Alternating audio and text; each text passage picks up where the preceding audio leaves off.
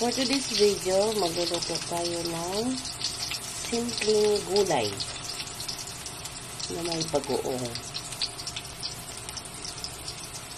So, sutay muna natin yung bawang at saka sibuyas.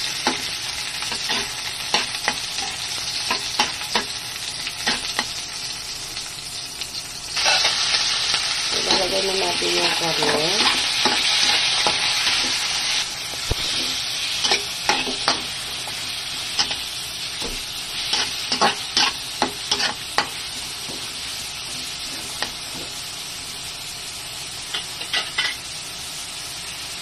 Sutay lang natin.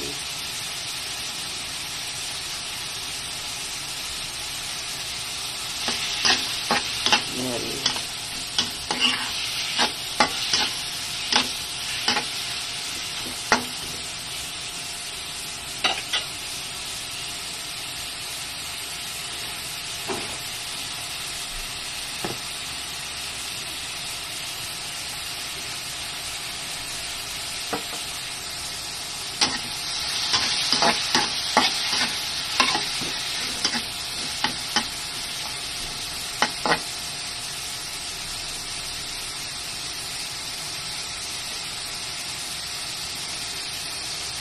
Lagyan natin yung kamatis.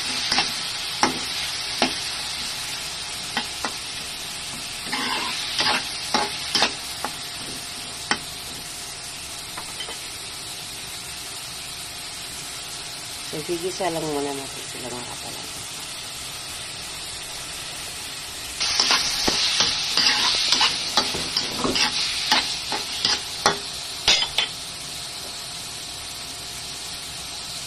Lalagyan tayo ng MSG, oh.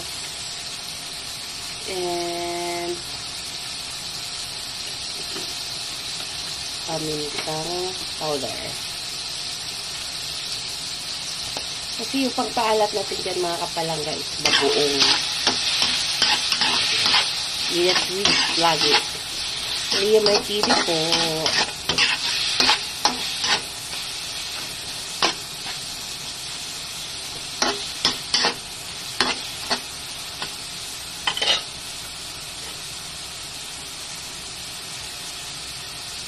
Okay, lagay na natin yung gulay.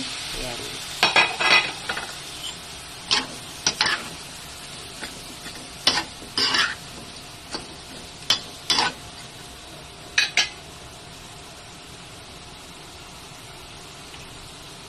Lagay na natin yung bagoong. Bagoong Pangasinan.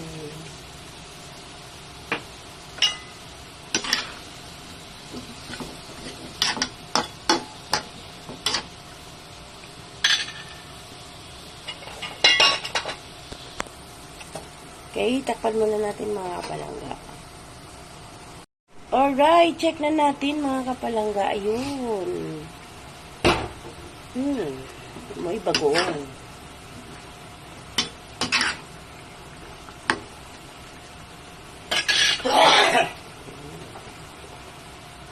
Lagay na natin yung talong.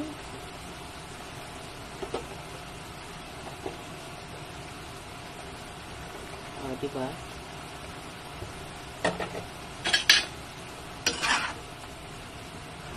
Halo lang pag may time.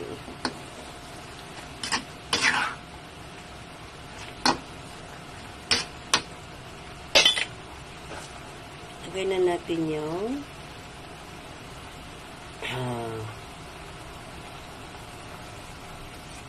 kating tubig. Yan. Takpan ulit mga kapalangga. Natin mga kapalangga. So yan. Medyo luto na or half cook. Mas masarap kasi yung half cook mga kapalangga.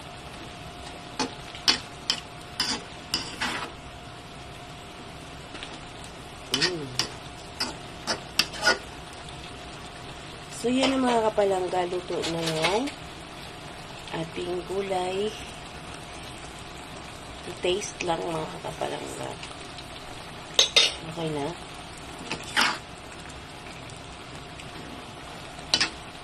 Lang, dahan-dahan lang para hindi madurog yung gulay.